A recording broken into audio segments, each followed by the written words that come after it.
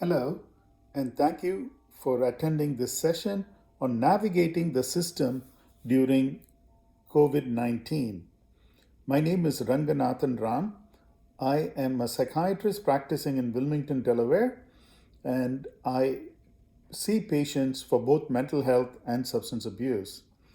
In this talk, I just want to go over some of the questions that I think are coming up for majority of my patients during the epidemic.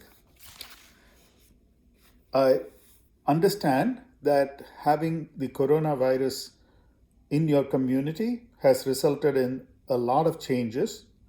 Most of you, I hope, are socially distancing yourself, staying at home, staying safe, washing your hands, and following all of the new suggestions that come from the Centers for Disease Control. In addition to this, addressing mental health concerns has become a major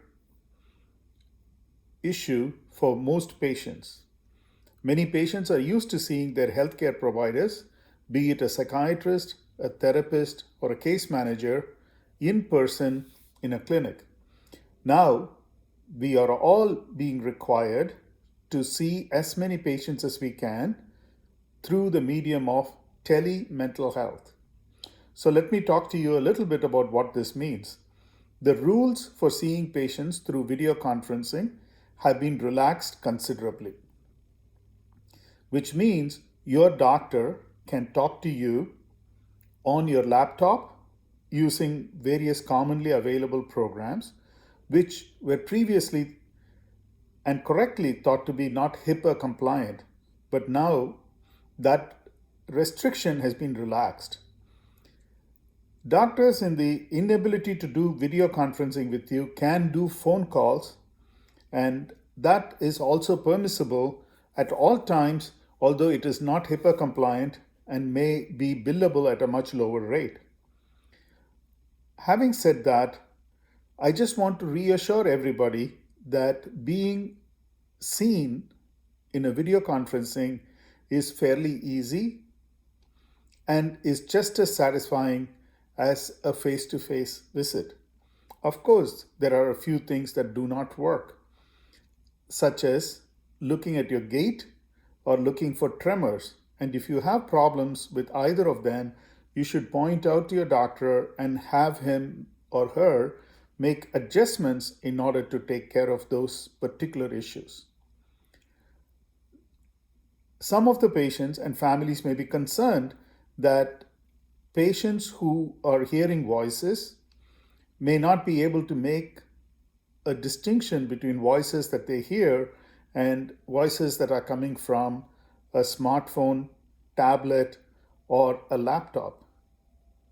This has not been a problem, and the literature strongly supports that people actively hallucinating can do this. Of course, to do this, you must give consent, which should be filed in your chart at the other end, which is the doctor's office. There are some things that will not be done, such as checking vitals, and if you have the ability to check your blood pressure and pulse and temperature, it would be very helpful if you can pass that information on to the doctors. I have been doing this from the very beginning of the COVID epidemic. My patients generally prefer, out of 25 patients or so that I see during a day, maybe 2 of them insist that they prefer a face-to-face contact, and they do come into the office. I insist both of us wear masks, and we try to complete the interview while socially distancing. Family members have also reached out to me through video conferencing during this time. I hope that this is helpful and puts you at ease with the idea of video conferencing for a mental health contact with your healthcare provider.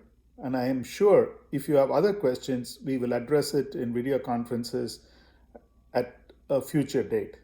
Thank you very much for your patient listening.